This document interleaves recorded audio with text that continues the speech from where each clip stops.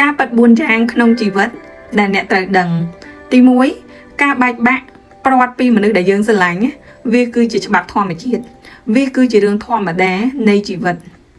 2មនុស្សខ្លះចូលមកក្នុងជីវិតរបស់យើងគឺជាកាដូជារង្វាន់សម្រាប់ជីវិតរបស់យើងដែលគេចូលមកគឺនាំយកនៅរឿងល្អនាំយកនៅភាពរីកចម្រើនមកកាន់ជីវិតរបស់យើងរីឯចំណែកអ្នកខ្លះទៀតចូលមកក្នុងជីវិតរបស់យើងគឺដើម្បីផ្ដល់នូវមេរៀនដើម្បីឲ្យយើងបានដឹងថា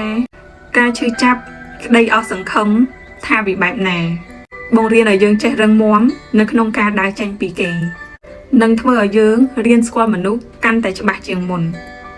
3អារម្មណ៍ស្រឡាញ់ខឹងស្អប់គឺវាអត់ថិតថេរទេ